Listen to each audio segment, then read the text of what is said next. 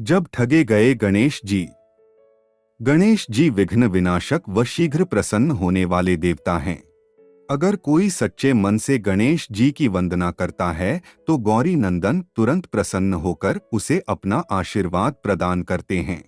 वैसे भी गणेश जी जिस स्थान पर निवास करते हैं, उनकी दोनों पत्नियां रिद्धि सिद्धि भी उनके साथ रहती है। उनके दोनों पुत्र शुभ व लाभ का आगमन भी गणेश जी के साथ ही होता है। कभी कभी तो भक्त भगवान को असमंजस में डाल देते हैं। पूजा पाठ व भक्ति का जो वरदान मांगते हैं वह निराला होता है।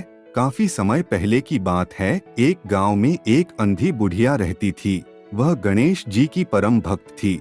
आंखों से भले ही दिखाई नहीं देता था, परंतु वह सुबह शाम गणेश जी की पूजा पाठ में मग्न रहती थी। नित्य गणेश जी की प्रतिमा के आगे बैठकर उनकी स्तुति करती थी, भजन गाती व समाधि में लीन रहती। गणेश जी बुढ़िया की भक्ति से बड़े प्रसन्न हुए। गणेश जी ने सोचा, यह बुढ़िया नित्य हमारा स्मरण करती है, परंतु बदले में कभी कुछ नहीं मांगती। भक्ति का फल तो उसे मिलना ही चाहिए। ऐसा सोचकर गणेश जी एक दिन बुढ़िया के सम्मुख प्रकट हुए और बोले, माई तुम हमारी सच्ची भक्त हो। जिस श्रद्धा व विश्वास से हमारा स्मरण करती हो, हम उससे प्रसन्न है। अतः तुम जो वरदान चाहो हमसे मांग सकती हो।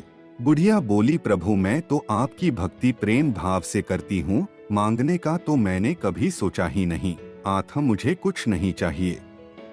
गणेश जी पुनः बोले, हम वरदान देने के लिए आए हैं।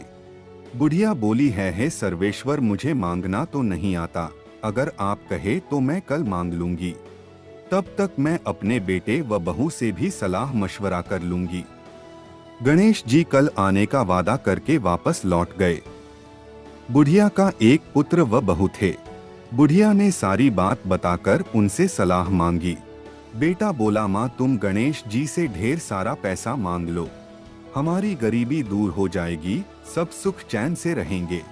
बुढ़िया की बहू बोली, नहीं, आप एक सुंदर पोते का वरदान मांग लो, वंश को आगे बढ़ाने वाला भी तो चाहिए। बुढ़िया बेटे और बहू की बातें सुनकर असमंजस में पड़ गई। उसने सोचा, यह दोनों तो अपने अपने मतलब की बातें कर रहे हैं।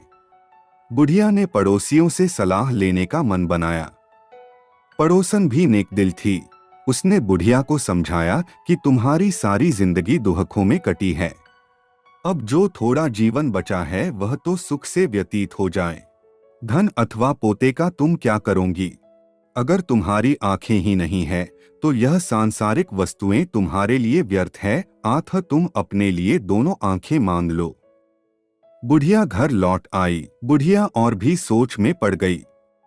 उसने सोचा, कुछ ऐसा मांग लूं जिससे मेरा बेटे व बहू सबका भला हो। लेकिन ऐसा क्या हो सकता है? इसी उधेड़-बुन में सारा दिन व्यतीत हो गया। बुढ़िया कभी कुछ मांगने का मन बनाती तो कभी कुछ, परंतु कुछ भी निर्धारित ना कर सकी। दूसरे दिन गणेश जी पुनः प्रकट हुए तथा बोले, आप जो भी मांगेंगे वह हमारी कृपा से हो जाएगा, यह हमारा वचन है। गणेश जी के पावन वचन सुनकर बुढ़िया बोली, हे गणराज, यदि आप मुझसे प्रसन्न हैं तो कृपया मुझे मन इच्छित वरदान दीजिए। मैं अपने पोते को सोने के गिलास में दूध पीते देखना चाहती हूँ। बुढ़िया की बातें सुनकर गणेश जी उसकी सादगी व सरलता पर मुस्कुरा दिए। बोले, तुमने तो मुझे ही ठग लिया। मैंने तुम्हें एक वरदान मांगने के लिए बोला था, परंतु तुमने तो एक वरदान में ही सब कुछ मांग लिया। तुमने अपने लिए लंबी उम्र तथा दोनों आंखें मांग ली। बेटे के लिए धन व बहू के लिए पोता भी मांग लिया। पोता होगा, ढेर सारा धन होगा, तभी तो वह सोने की गिलास में दूध पिएगा। पोते को देखने के लिए तुम जिंदा रहोगी, तभी तो देख पाओगी। अब देखने के लिए दो आंखें भी देनी ही पड़ेगी। फिर भी वह बोले, जो तुमने मांगा वह सब सत्य होगा। यह कहकर गणेश जी अंतर्ध्यान हो गए। कुछ समय बाद गणेश जी की कृपा से बुढ़िया के घर पोता हुआ। बेटे का कारोबार चल पड़ा तथा बुढ़िया की आंखों की रोशनी वापस लौट आई। बुढ़िया अपने परिवार सहित सुखपूर्वक जीवन व्यतीत करने लगी।